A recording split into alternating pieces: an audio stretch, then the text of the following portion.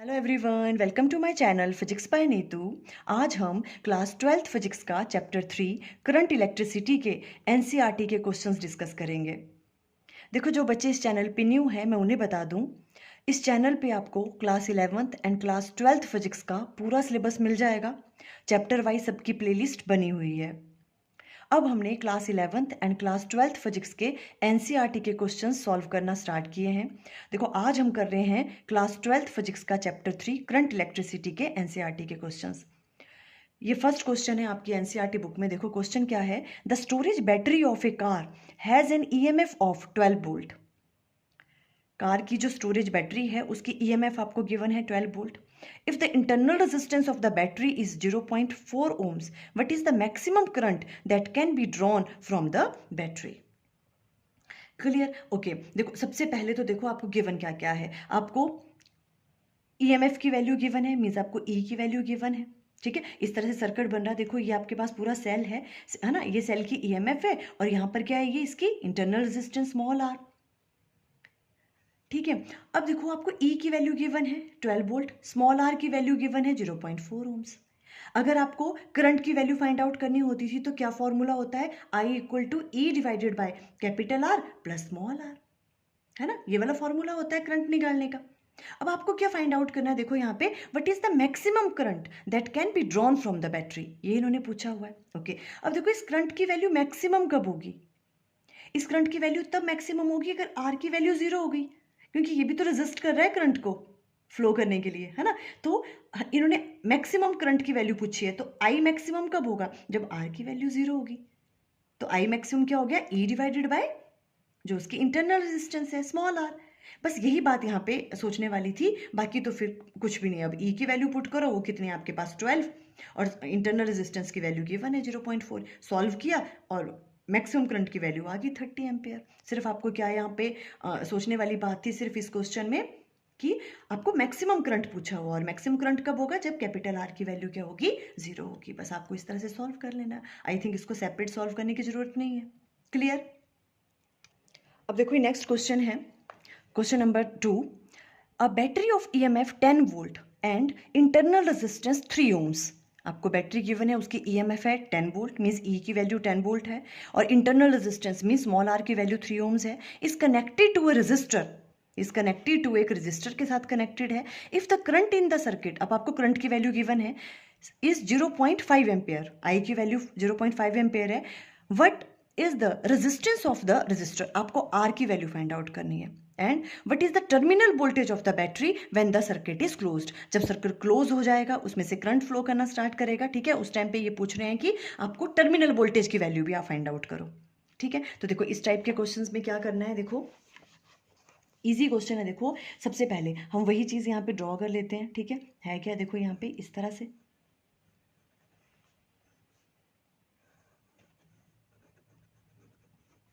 ये हमने यहाँ पे ड्रॉ कर लिया। ठीक है, ये एक्सटर्नल रेजिस्टर है जिसकी रेजिस्टेंस कैपिटल आर है। ठीक है, ये आपके पास क्या है, ये पूरा का है एक ए सेल है ना, ये सेल है। ये हो गया आपके पास स्मॉल आर और ये हो गया ई। ये वाली वैल्यू आपको गिवन है। देखो सबसे पहले हमारे पास गिवन क्या है, हमारे पास ई की वैल्यू गिवन है।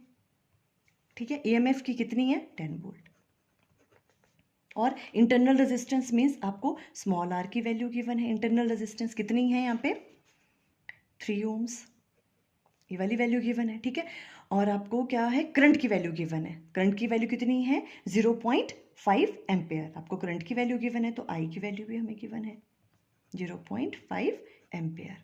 आपको कैपिटल आर की वैल्यू फाइंड आउट करनी है इस क्वेश्चन में। ठीक है, तो देखो सिंपल पहले हम वही करंट वाला फॉर्मूला यूज करेंगे। ठीक है, क्या होता है, देखो वी नो आई किसके बराबर होता है, ई डिवाइडेड बाय क्या होता है यहाँ पे, capital R plus small r, है ना, इस तरह से फॉर्मूला होता है।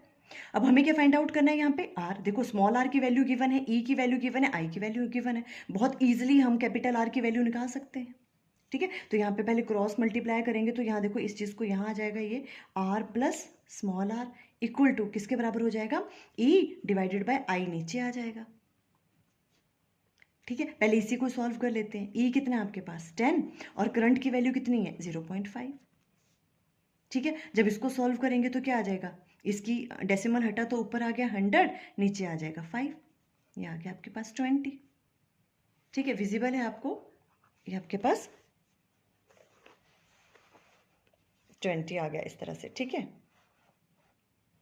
अब ठीक है, ये 20 आ गया। ठीक है, अब हमें फाइंड आउट क्या करना है, हमें कैपिटल आर फाइंड आउट करना है। आर प्लस स्मॉल आर की वैल्यू आई ये वाली। ठीक है, अब हमें कैपिटल आर फाइंड आउट करना है, तो यहाँ आ जाएगा ये 20 आया और ये इधर जाके उधर जाके हो जाएगा माइनस आर, है ना, और यहाँ पे आ गया 20 माइनस स्मॉल आर की वैल्यू क्या है आपके पास, इंटरनल रेजिस्टेंस 3, और ये सॉल्व करके आ गया 17 ओम्स।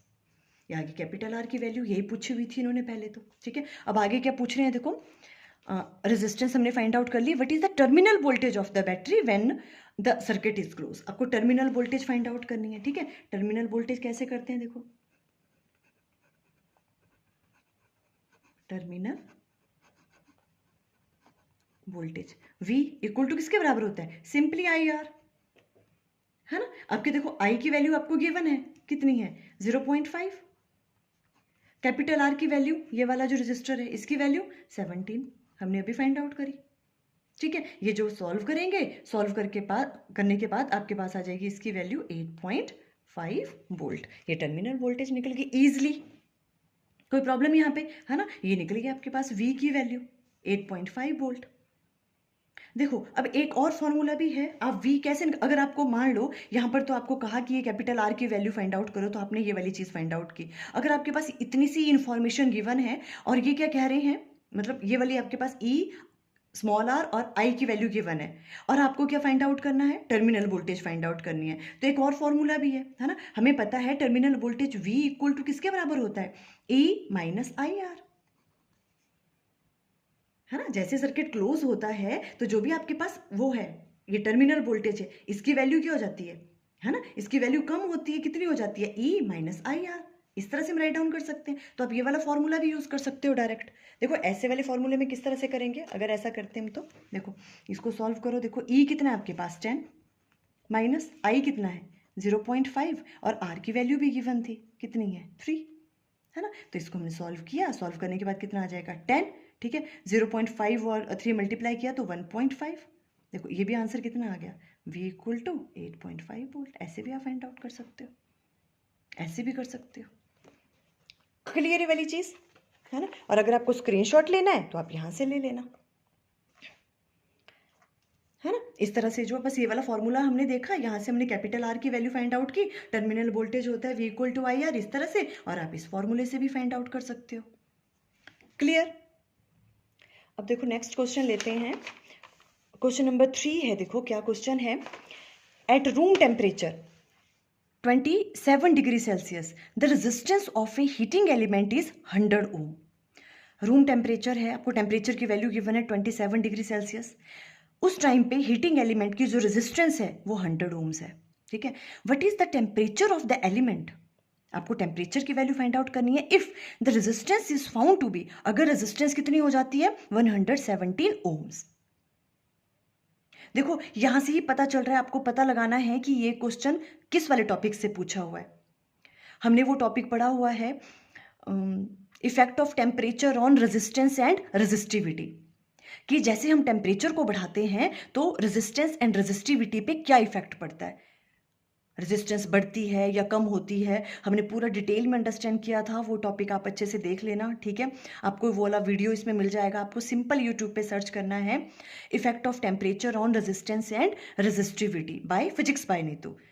ठीक है, या आप कोई और कहीं से भी सुन लेना, ठीक है, कहीं से भी देख लो, आपको ये क्वेश्चन करने से पहले वो टॉपिक क्लियर होना चाहिए। ठीक है, तो हमने क्या कहा था कि जैसे जैसे टेम्परेचर की वैल्यू इंक्रीज होती है या डिक्रीज होती है, तो वैसे ही रेजिस्टेंस की वैल्यू भी क्या होती है, चेंज होती है। ठीक है, मेटल के केस में क्या होता है, जैसे हम टेम्परेचर इंक्रीज करते हैं तो रेजिस्टेंस की वैल्यू भी इंक्रीज होती है, और सेमीकंडक्टर के केस में क्या होता था, उल्टा होता था, जैसे हम टेम्परेचर इंक्रीज करते हैं तो रेजिस्टिविटी की वैल्यू क्या होती है, डिक्रीज होती है ना। वो पूरा उस टॉपिक में हमने अंडरस्टैंड करवाया हुआ है। तो देखो ये क्या कह रहे हैं कि इस वाले टेम्परेचर पे रेजिस्टेंस ये वाली थी 100 ओम। ठीक है, फिर उन्होंने कहा कि हमें वो टेम्परेचर निकालना है, दूसरा टेम्परेचर, जब रेजिस्टेंस की वैल्यू कितनी हो गई 117 ओम्स।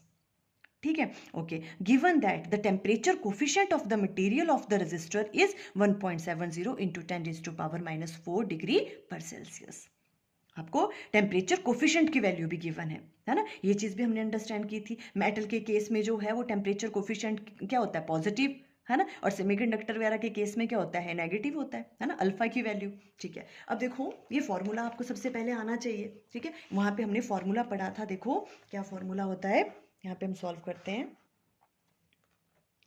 देखो हमने क्या पढ़ा था, आर इक्वल टू, आर किसके बराबर होता है, देखो ये फॉर्मूला आपको याद होना चाहिए, R equal to R naught 1 plus alpha T minus T naught bracket पर। ठीक है, ये वाला फॉर्मूला होता था। ठीक है, अब हो सकता है कई जगह क्या गिवन हो, यहाँ पे इस आर की जगह R2 हो और यहाँ पे R1 हो। ठीक है, मतलब टी नॉट की जगह क्या हो जाएगा R1 और ये T2 हो, T2 माइनस T1 होगा। ठीक है, और यहाँ पे R2 और R1 भी हो सकता है। ठीक है, तो वो भी ठीक है।